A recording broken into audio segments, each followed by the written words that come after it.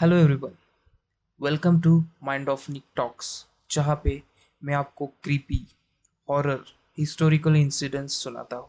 सो आपको लगता है कि कोई आपकी स्टोरी में सुना हो तो आप मुझे कमेंट बॉक्स में मैसेज कर सकते हो। आज का जो वीडियो है ये एक सेंसिटिव टॉपिक है। ये भगवान के बारे में है, ट्रेडिशन के बारे में है। तो हो सकता है कि कुछ लोगों को ये वीडियो पसंद ना आए। इस वीडियो में कुछ पार्ट ऐसे हैं जिनको जानना बहुत ज़रूरी है, क्योंकि हर ट्रेडिशन में लोग सिर्फ अच्छी साइड देखना पसंद करते हैं, बट उस ट्रेडिशन की कोई निगेटिव साइड कोई देखना नहीं चाहता। So I am not from Nepal. तो कोई प्रोनाउंस में गलती हो जाए तो मुझे कमेंट में ज़रूर करेक्ट कीजिए। But now start with today's video.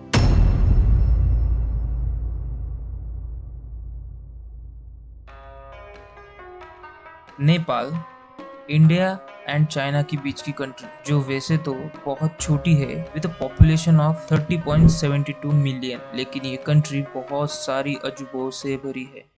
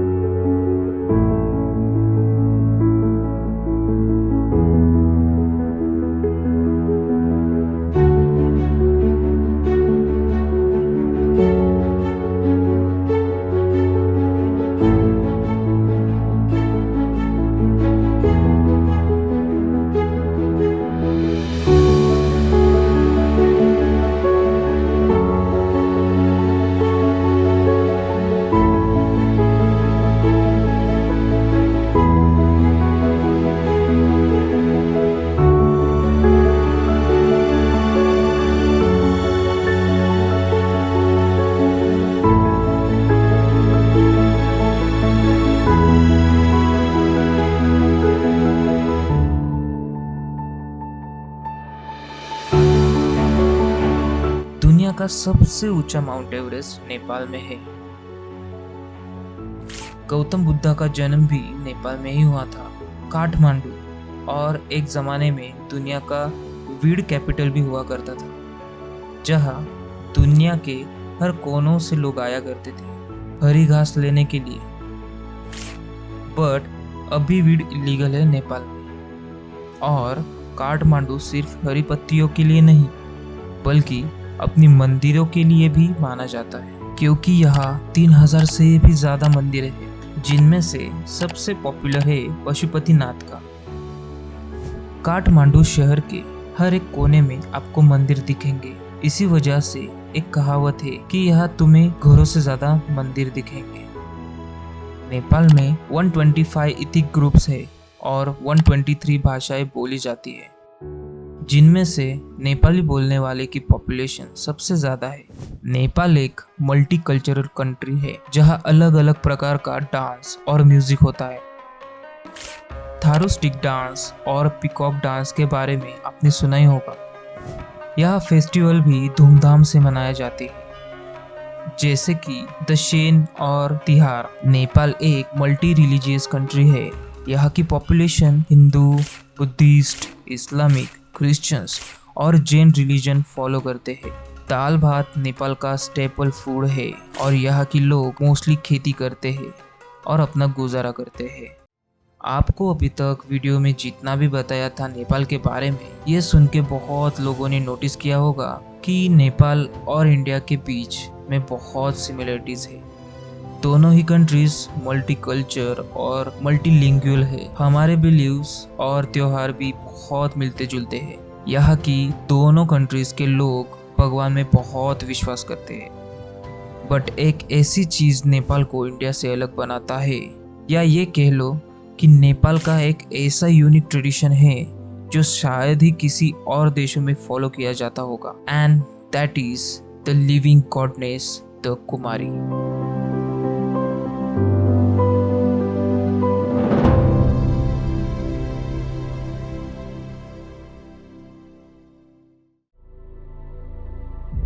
Video में आगे बढ़ने से पहले मैं एक डिस्क्लेमर देना चाहता हूँ। I am not from Nepal and I am not disrespecting the Nepal culture. Now let's back to the video.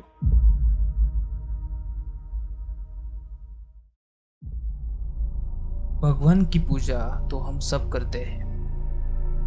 वो ये है कि कुमारी कोई मूर्ति या तस्वीर नहीं है, बल्कि एक जीती जागती इंसान है। इसे भगवान का रूप समझकर या ऐसा प्रतीत करके उनकी पूजा की जाती है। नेपाल में ऐसा भी माना जाता है कि कुमारी नेपाल की रक्षा करती है और देश की समृद्धि का भी ख्याल रखती है। इससे पहले कि हम कुछ कुमारी के बारे में जानें, ये जानना इम्पोर्टेंट है कि इस ट्रेडिशन की शुरुआत कैसी हुई। अलग अलग लोग अलग अलग कहानी पर विश्वास करते हैं, जो बहुत फेमस है कुमारी रिलेटेड। पहली कहानी के अकॉर्डिंग नेपाल में एक राजा था जिनका नाम था जया प्रकाश माला। हर रात राजा और माँ तालेजू, जो कि माँ दुर्गा का एक रूप है, रात में डाइस की गेम खेलते थे, जिसे त्रिपासा भी कहा जाता है। हर रात माँ तालेजू राजा के साथ ये गेम खेलने आती थी, लेकिन उनकी शर्त थी कि राजा उनके गेम के बारे में, उनके इस मुलाकात के बारे में किसी से कुछ ना कहे, और ना ही किसी को ये पता चल सकता था कि माँ तालेजू राजा के साथ गेम खेलती है या मिलती है, क्योंकि वो एक भगवान थी। और अगर लोगों को ये पता चल जाता तो इस बात का बहुत बतंगड़ बन जाता था उस समय। This was such a secret कि जब राजा की बीवी रानी ने भी उनसे पूछा था कि वो हर रात कहाँ जाते हैं, तो राजा उनसे कुछ नहीं कह पाते। लेकिन राजा का ऐसा रोज रोज बाहर जाना रानी को ये बात खटकती थी। उन्हें ये बात खाए जा रही थी कि आखिर राजा कहाँ जाते हैं, किससे मिलते हैं। तो एक रात रानी ने राजा का पीछा किया और उन्हें एक कमरे में जाते देखा। रानी अब और क्यूरियस हो रही थी। रानी तुरंत जाके कमरे का दरवाजा खोल कर देखा, और जैसे ही रानी ने राजा और तालेजू को देखा, रानी को समझ नहीं आया कि वो रिएक्ट कैसे करे। पर रानी को देखकर माँ तालेजू राजा से नाराज हो गई, और क्योंकि उनकी शर्त को फॉलो नहीं किया गया था, इसलिए रानी के आते ही माँ तालेजू एकदम से गायब हो गई। राजा पहले रानी पे चिल्लाए और फिर उन्होंने बीवी को सब कुछ बताया, पर माँ तालेजू अब गायब थी और राजा जी उनसे फिर से मिलना चाहती थी। तो उन्होंने बहुत प्रार्थना की और राजा के काफी मन्नतों के बाद माँ तालेजू ने उन्हें कहा, मैं तुम्हें नेवारी कम्युनिटी के किसी एक लड़की के रूप में मिलूं, हमेशा हमेशा के लिए। और उस समय से कुमारी का ट्रेडिशन चलते आ रहा है और नेवारी कम्युनिटी के किसी एक लड़की को माँ तालेजू का रूप माना जाता है।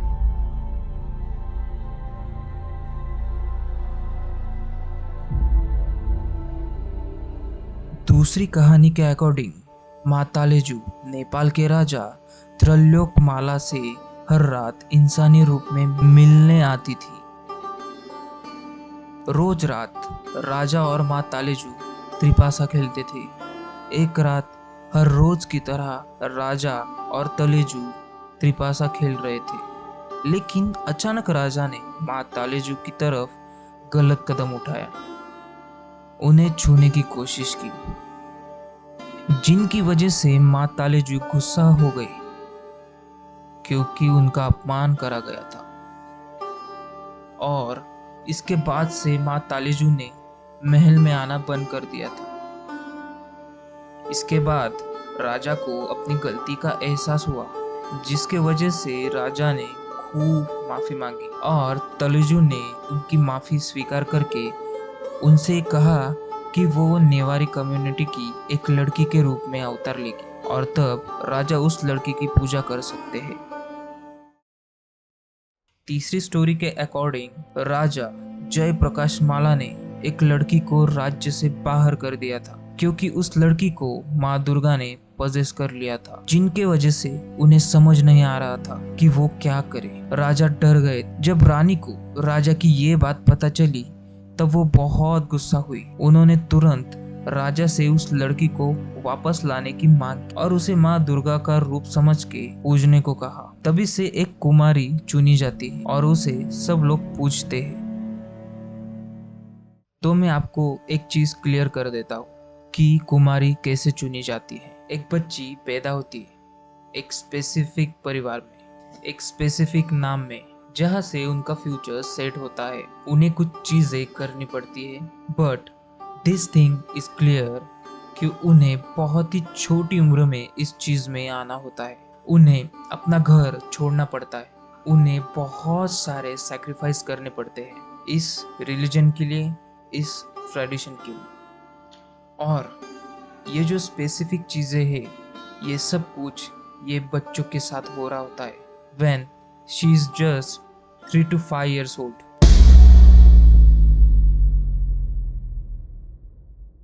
जो लड़की कुमारी बनती है वो एक बुद्धिस्ट फैमिली से ही बिलोंग करनी चाहिए, जो नेवारी कम्युनिटी से हो, और ऐसा माना जाता है उस लड़की के अंदर माँ तालेजू या माँ दुर्गा का वास होता है। कुमारी एक संस्कृत वर्ड है जिसका मतलब होता है वर्जिन, इसीलिए कुमारी को छोटी उम्र से चुना जाता है when she is actually a कुमारी। पर जब एक कुमारी को पूजने के बाद, उसे बहुत टाइम अपने पास रखने के बाद, उसे भगवान जैसा ट्रीट करने के बाद, जब कुमारी के पीरियड स्टार्ट होते हैं तब उसे एक नई कुमारी के साथ रिप्लेस किया जाता है, क्योंकि ऐसा माना जाता है अगर कुमारी का खून बहता है इधर थ्रू इंजुरी और पीरियड्स, तब माँ तालेजू उसका शरीर छोड़कर चली जाती है। अब हमें ये पता चल गया है कि इस ट्रेडिशन की शुरुआत कैसे हुई, लेकिन कुमारी का सिलेक्शन कैसे होता है। ये जो पूरा सिलेक्शन का प्रोसेस है ये 5 सीनियर प्रीस्ट के देखरेख में होता है। ये जो सिलेक्शन यानी चयन एक प्रोसेस है, ये भी बिल्कुल आसान नहीं होती। जितनी भी लड़कियां होती है जो इस ट्रेडिशन में शामिल होती है वो ऑब्वियसली बहुत छोटी होती है, इतनी छोटी कि कुछ तो 3 साल की होती है। उन्हें खुद पता नहीं होता कि उनके साथ क्या हो रहा है या क्यों हो रहा है, या फिर भला वो किस चीज का हिस्सा बनने वाले हैं। सबसे पहले उन छोटी बच्चियों को परखा जाता है, उनकी फिजिकल क्वालिटीज एंड बिहेवियर को बड़े ध्यान से जज किया जाता है।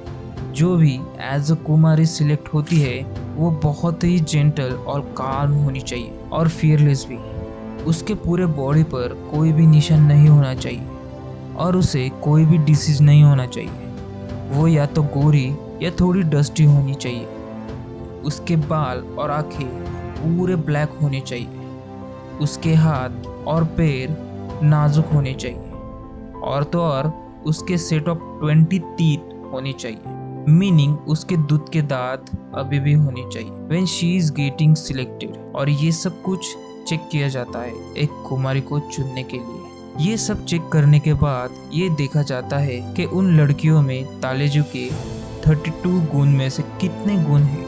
और ये 32 गुण ये थोड़े से अजीब है या कह सकते हैं इंटरेस्टिंग है, जैसे कि आईलैशेस जो गाय जैसी हो, थाइज जो हिरन जैसी हो, छाती जो शेर जैसी हो, एंड सो जिन भी लड़कियों में इन 32 गुणों में से सबसे ज्यादा मैच होते हैं वही सिलेक्ट होती है, जिसके बाद चुनी हुई लड़कियों की कुंडली और राजा की कुंडली से मिलाई जाती है। और जिस भी लड़की की कुंडली सबसे ज्यादा मैच होती है राजा उसे एज अ कुमारी सिलेक्ट करते हैं। इसके बाद एक टेस्ट होता है दशैन या विजयदशमी की रात को, जिस रात माँ काली को 108 भैंसों और बकरियों की बलि चढ़ाई जाती है। उस रात चुनी हुई कुमारी को एक आंगन में चलना पड़ता है जो भरा हुआ होता है इन्हीं 108 भैंसों और बकरियों की डेड बॉडीज से। अगर वो इस आंगन में बिना डरी चल लेती है तो वो अगली परीक्षा के लिए क्वालिफाई हो जाती है, लेकिन अगर वो डर जाती है तो दूसरी लड़की का चयन यानी सिलेक्शन किया जाता है। पर अगर वो नहीं डरती तो उसके बाद उन्हें अकेले एक रूम में रात बितानी पड़ती है।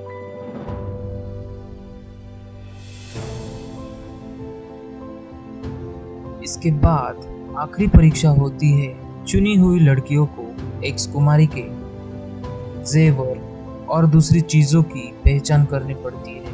अगर सही चीज आइडेंटिफाई हो जाती है तब उस लड़की को कुमारी बना दिया जाता है। कुमारी डिक्लेयर होने के बाद कुछ रिचुअल्स किए जाते हैं जिससे सिलेक्टेड हुई कुमारी के इम्प्योरिटीज को क्लियर किया जाता है एंड फाइनली कुमारी को शिफ्ट किया जाता है कुमारी घर में। That means they have to leave their house and move to Kumari Ghar. पूरे नेपाल में बहुत सारी कुमारीज है पर काठमांडू की कुमारी सबसे अलग मानी जाती है जिसके वजह से उन्हें रॉयल कुमारी माना जाता है। सिर्फ रॉयल कुमारी कुमारी घर में रहती है अपने परिवार से दूर, जहां उनके देखभाल के लिए केयरटेकर्स होते हैं जो कुमारी के सारे नीड्स का ध्यान रखते हैं, उन्हें नहलाते हैं, उनका मेकअप करते हैं, उनके बाल बनाते हैं।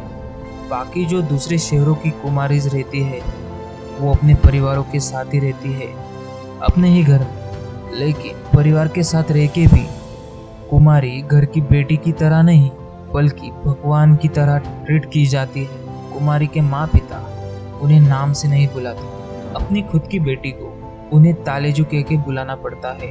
हर सुबह उन्हें कुमारी की आरती करनी पड़ती है। घर में जब भी खाना बनता है तो सबसे पहले कुमारी को दिया जाता है। इतने सारे जो भक्त कुमारी को मिलने आते हैं उनका ध्यान रखना पड़ता है। ये चेक करना होता है कि सारे काम अच्छे से हो रहे हो और कुमारी की सारी इच्छाएं पूरी होती हुई। इन सारी रिस्पॉन्सिबिलिटीज की वजह से पेरेंट्स इतने बिजी हो जाते हैं कि यूजुअली कुमारी के पेरेंट्स नौकरी भी छोड़ देते हैं। इतना ही नहीं, कुछ रूल्स और रेगुलेशंस होते हैं जो कुमारी को फॉलो करने पड़ते हैं, जैसे कि कुमारी किसी से बात नहीं कर सकती एक्सेप्ट हर फैमिली या फिर caretakers in case of royal कुमारी।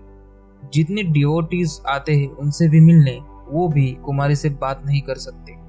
कुमारी सिर्फ रेड कलर के कपड़े ही पहन सकती है, वो कभी शूज नहीं पहन सकती and if at all feet को कवर करना हो तो उन्हें लाल मोजे पहनाए जाते हैं।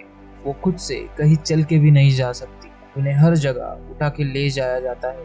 ये इसलिए होता है क्योंकि कुमारी की प्योरिटी मेंटेन रह सके। कहीं चलते चलते उनके पैर में कुछ लग गया और खून आ गया तो इस वजह से कुमारी को थ्रो से निकाला भी जाया जा सकता है। एक और चीज जो बड़ी इंटरेस्टिंग है वो ये है कि कुमारी के जो फेशियल एक्सप्रेशंस होते हैं उनका भी एक मतलब होता है। जितने भी पिक्चर्स और वीडियोस मैंने स्क्रीन पे दिखाई है उनमें ज्यादातर आपने देखा होगा कि एक कुमारी के फेस पर एक सीरियसनेस है। वेल एक्चुअली कुमारी का सीरियस फेशियल का एक्सप्रेशन का मतलब है कि डिवोटी की इच्छा पूरी होगी, पर जब वो रोती है तो उसका मतलब है कुछ प्रॉब्लम आने वाली है। वही अगर कुमारी मुस्कुराती है तो उसका मतलब होता है तो किसी की डेथ होने वाली है। इसलिए उनका ज़्यादातर टाइम सीरियस फेस रखना अच्छा माना जाता है। कुमारी अपनी जिंदगी के 8 से 10 साल इस ट्रेडिशन को दे देती है, सारे रूल्स एंड रेगुलेशन को मानती है बिना उनके अगेंस्ट खड़े हुए। अपनी ही उम्र के बच्चे को वो नॉर्मल लाइफ जीते हुए देखती है, but she never complains and never questions against about her life. वो कभी भी या तो सवाल नहीं करती या फिर उनका दिमाग इतना विकसित हुआ ही नहीं होता कि वो कुछ सवाल कर सके। इमेजिन करो, एक दिन पहले तक एक छोटी लड़की बिल्कुल नॉर्मल लाइफ जीती है, अपने पेरेंट्स के साथ रहती है, दोस्तों के साथ खेलती है, मस्ती करती है, चिल्लाती है, जहाँ पे जाना चाहे जा सकती है। और दूसरे ही दिन देश के सारे लोग उसे भगवान मानने लगते हैं। दूर दूर से लोग उसके एक झलक के लिए आते हैं, उसकी ब्लेसिंग्स के लिए आते हैं, इंक्लूडिंग सेलिब्रिटीज एंड पॉलिटिशियंस। उसे प्रिंसेस ट्रीटमेंट दी जाती है, हर जगह उठा के ले जाया जाता है, उसकी सारी डिमांड्स और इच्छाएं पूरी की जाती है। आप में से कई लोग सोच रहे होंगे कि क्या आलीशान जिंदगी है ये, पर क्या ये सब सुनने में जितना फैसिनेटिंग लग रहा है रियलिटी में भी उतना ही अच्छा है। जैसे हर सिक्के के दो पहलू होते हैं वैसे ही इस ट्रेडिशन के दो पहलू हैं, एक जो पॉजिटिव साइड है और दूसरी निगेटिव जिसके बारे में कोई बताना नहीं चाहता या लोग इतना ध्यान नहीं देते हैं या इग्नोर कर देते हैं, which includes the well being child. सब लोग बस इस ट्रेडिशन के बारे में ही बात करते हैं, पर लोग ये भूल जाते हैं कि ये ट्रेडिशन जिनसे हो रहा है, जो ये कर रही है, वो आखिर एक छोटी बच्ची ही है। कुछ साल पहले तक क्या होता था कि कुमारी को भगवान का ही रूप माना जाता था, पर भगवान को तो सब पता होता है। उसी वजह से लोग सोचते थे कि कुमारी को पढ़ने की जरूरत नहीं है, बिकॉज शी नोज एवरीथिंग। तो तब तक कुमारी थ्रोन पे रहती थी, विच मेड कि जब तक उनके पीरियड्स नहीं आ जाते थे उन्हें पढ़ाई करने नहीं दिया जाता था। उन्हें ना ही किसी से बात करना अलाउड होता था एक्सेप्ट उनका खुद का परिवार, और ना ही किसी के साथ खेलना अलाउड था।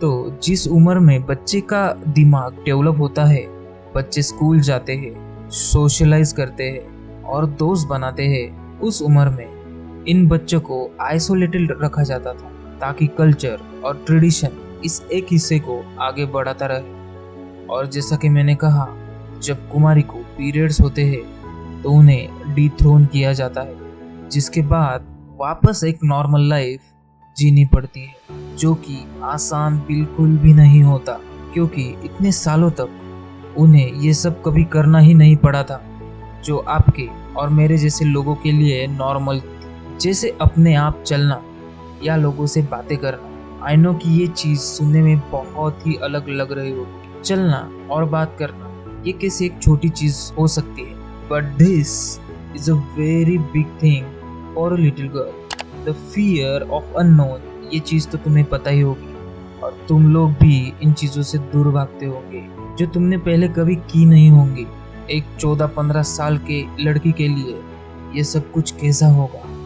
इसी वजह से बहुत सारी कुमारीज जब नॉर्मल लाइफ में जीने लगती है तो शुरुआत के दिनों में उनसे ठीक से चला भी नहीं जाता, क्योंकि अगेन इतने सालों से वो कभी चली ही नहीं। इतना ही नहीं, उन्हें घर के बाहर तक जाने में डर लगता है, क्राउडेड प्लेसेस में उन्हें डर लगता है, उन्हें लोगों से बात करने में प्रॉब्लम होती है। काफ़ी फॉर्मल कुमारीज ऊंची आवाज़ में बोल नहीं पाती, लोगों के सामने अपने थॉट्स नहीं रख पाती है, और क्योंकि उन्हें पढ़ाया भी नहीं जाता है तो वो बाहर जाके किसी कंपनी में या एक सिंपल नौकरी भी नहीं कर सकती। फाइनेंशियली वो अपने आप को कंपाइल नहीं रख पाती है, अपना ध्यान नहीं रख पाते।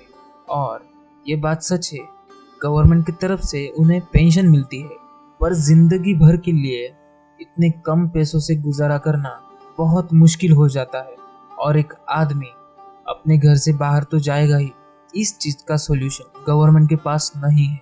उन्हें अपने टीनेज सालों में अपनी जिंदगी एक नए सिरे से शुरू करनी पड़ती है, जो कि सबके बस की बात नहीं होती। यहाँ की उनको शादी करने में भी बहुत तकलीफ होती है, कोई भी उनसे शादी करने के लिए राजी नहीं होता, क्योंकि नेपाल में ऐसा माना जाता है कि जो भी कुमारी से शादी करता है उसकी कुछ सालों में मौत हो जाती है। क्या एक ट्रेडिशन इतना इम्पोर्टेंट है कि लोगों के बिलीव के लिए किसी की जिंदगी के बहुत इम्पोर्टेंट सालों को अनदेखा किया जाए।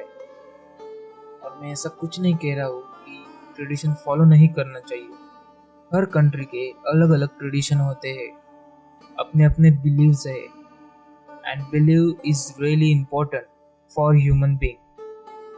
और आप सभी को ये सुनने में शायद से अजीब लग रहा होगा, वैसे ही नेपाल के ह्यूमन राइट एक्टिविस्ट को भी ये सब कुछ खटक रहा था।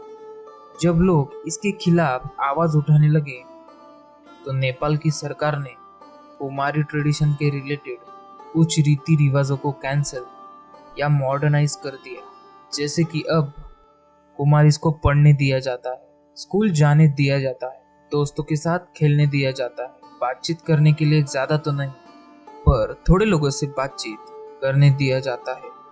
लेकिन इन सारी चीज़ों के बाद भी वो ज़्यादा एक्सप्रेस नहीं कर सकते, ज़्यादा मस्ती या खेलकूद नहीं कर सकते हैं, वो ज़्यादा देर तक बाहर नहीं रह सकते, क्योंकि अगेन चोट लग गई या खून निकल गया तो दे विल बी डिथ्रोन।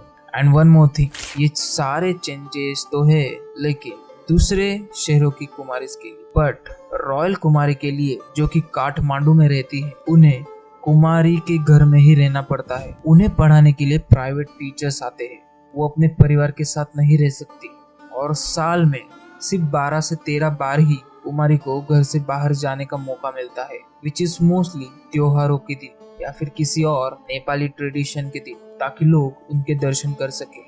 ये है कुमारी ट्रेडिशन का पूरा सच, उसका पॉजिटिव और negative side.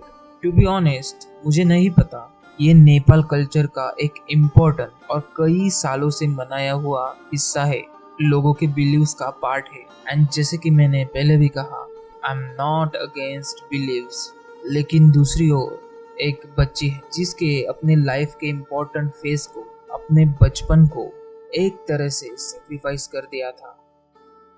So this was all that you need to know about the living goddess Kumari. मुझे यही लगता है ये वीडियो किसी को बुरी नहीं लगी होगी, because this is not my intent. तो ऐसे वीडियोस के लिए सब्सक्राइब करना ना भूलें। Subscribe to mind of Nick talks. मिलते हैं हम अगले वीडियो।